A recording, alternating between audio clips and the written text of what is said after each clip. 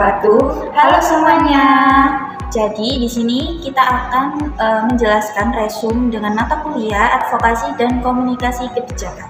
Sebelumnya, perkenalkan, nama saya Nisha Pustawibowo dengan belakang NIM 04. Saya Hanifah Widiananta dengan akhiran NIM 016. Dan dosen pengampu kami yaitu Bapak Edi Walidi, SH, MSI. Dan ini kami lakukan untuk memenuhi tugas akhir semester, yaitu mata kuliah Advokasi Kebijakan. Selamat menyaksikan.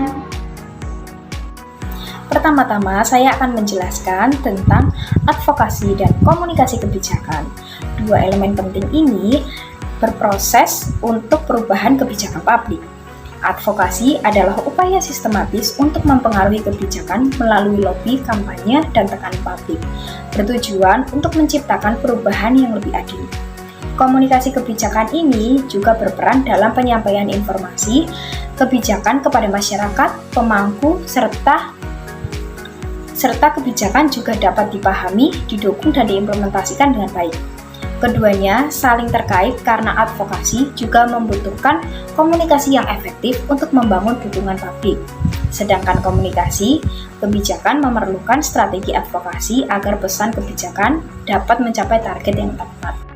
Dengan adanya sinergi antara advokasi dan komunikasi kebijakan, proses perubahan kebijakan publik dapat berjalan dengan lebih efektif dan inklusif. Adapun resume ini dibuat untuk memberikan pemahaman yang jelas dan sistematis mengenai konsep advokasi dan komunikasi kebijakan, serta adapun hubungan antara keduanya dalam konteks perubahan kebijakan publik.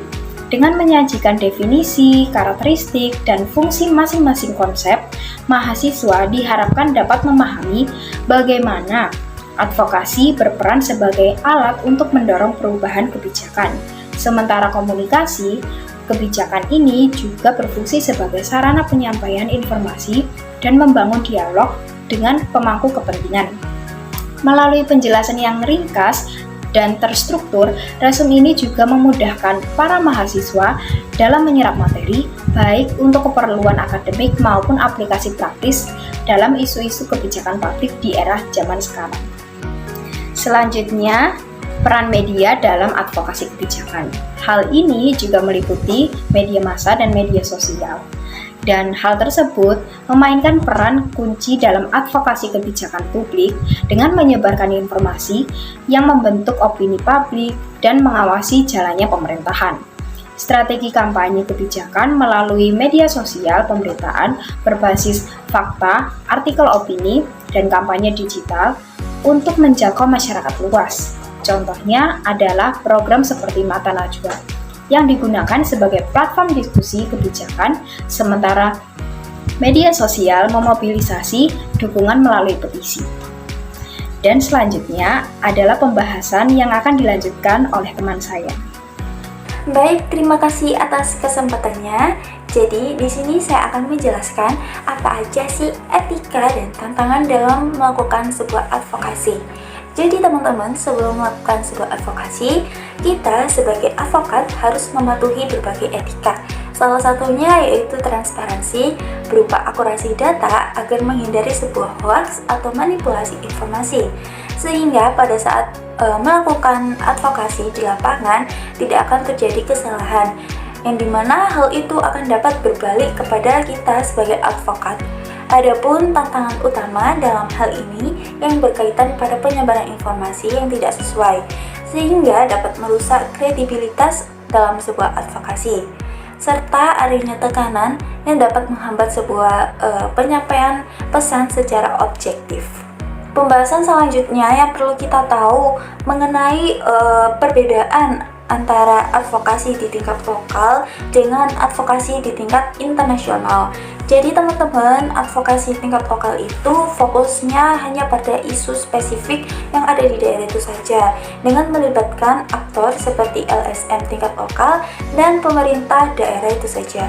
Sementara advokasi di tingkat internasional itu melibatkan organisasi global seperti Greenpeace dan memanfaatkan tekanan multinasional. Strateginya pun berbeda antara lokal dengan internasional. Kalau lokal itu hanya mengandalkan dialog secara langsung, sedangkan internasional itu menggunakan lobby di forum global dan media internasional. Selanjutnya ada evaluasi dan dampak dari sebuah advokasi. Jadi, keberhasilan advokasi dapat diukur melalui beberapa indikator seperti adanya perubahan kebijakan, peningkatan partisipasi publik, ataupun respon langsung pemerintah terhadap kebijakan yang tidak relevan. Dampak dengan adanya dievaluasi yaitu dapat membandingkan kondisi sebelum dan sesudah dilakukan sebuah advokasi, misalnya melalui survei ataupun analisis dengan kebijakan baru. Contohnya seperti kampanye anti plastik yang berhasil jika diikuti oleh peraturan pelarangan plastik sekali pakai, namun tetap pada dengan mempertimbangkan dampak jangka pendek maupun jangka panjang, serta memberikan beberapa solusi yang dapat ditawarkan kepada pihak-pihak yang berkaitan, salah satunya pabrik plastik yang dapat berdampak dengan lapangan pekerjaan yang ada di daerah itu atau yang ada di Indonesia.